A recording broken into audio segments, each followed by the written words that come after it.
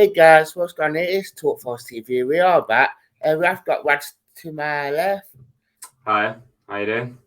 I'm good. Hope you're well. Yeah, I am. Good. Well then, Swansea away on Saturday. Obviously we had some remarkable away games against them last season. And it's Stevie Cooper's first time back there. So how do you feel? Yeah, it's going to be an interesting one. Given the fact, what reception Cooper will get, because I'm sure I've seen quite a mixed reaction to how he's been doing at Forest and the fact that he left Swansea in the first place. And obviously, like you say, it's some interesting games against Swansea last season that didn't go our way, any of them. Obviously, lost 1-0 in both games, away game. I thought it was one of the best performances we had. My microphone's not even that close to me. Anyway, it was one of the best performances that we had, in my opinion, under Chris Hughton, to be honest. The away game, yet we lost 1-0. The first game, from what I remember, it was pretty poor, like a lot of games were last season, of course. And obviously the cup game, it was obviously heavily rotated, but it wasn't that enjoyable, losing 5-1 to Swansea. So it's going to be interesting, particularly how Cooper will do. He's going to want to win this, I think, more than any of the games so far, to be honest, to get one up on his old side. And I know Swansea aren't doing quite as well, but they're still a decent team. So it'll be difficult, but I think we can do it. We've kept 4 clean sheets in a row, so Defensively, he has made this a lot more defensively better. I mean, 4 clean sheets in 5 games or something I was reading the other day. So it's defensively, he has made it a lot more better than obviously last season's defence anyway. Yeah, I mean, we've always had a good defence on paper. Like we had Warren McKenna last season. Obviously, last year we had Ribeiro and Christie. This year we got Lowen Spence. We also Figueiredo at the back as well, obviously. And in previous years we had Kashi. So I think we've always had a pretty decent back line. Left back in terms of depth has always been a bit of an issue, but right back partly was last season. But the centre backs for me haven't been weak for quite some time. Like Wall and McKenna, two of the best in the division. We still have Figueiredo and Bissau when he actually is fit is a good option. And if ever going to see him, we've got Eli as well, who's he's meant to be good because he's played against Messi and the likes before. So I wonder if we're ever going to see him play. But yeah, I mean, we've improved a lot defensively. 4 clean sheets in a row, like I say.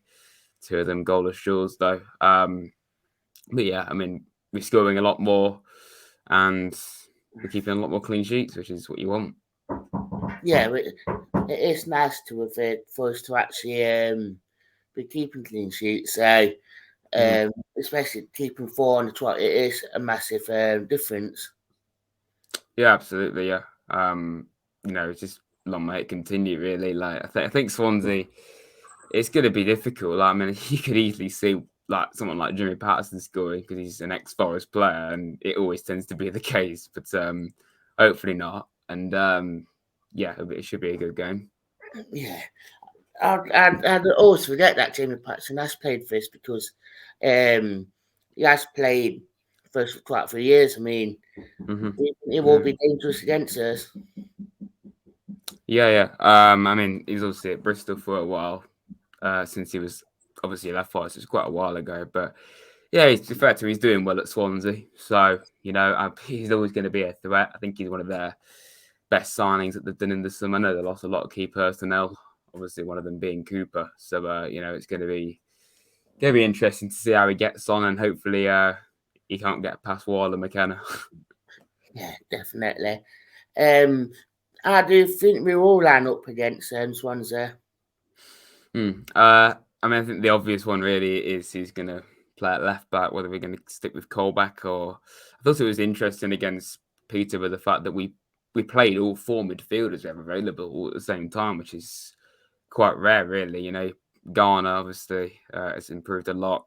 Yates, Hayder, and obviously Colback was on the pitch as well. So it was kind of interesting to see Garner essentially playing as an attacking midfielder, and he scored, so he clearly did well there.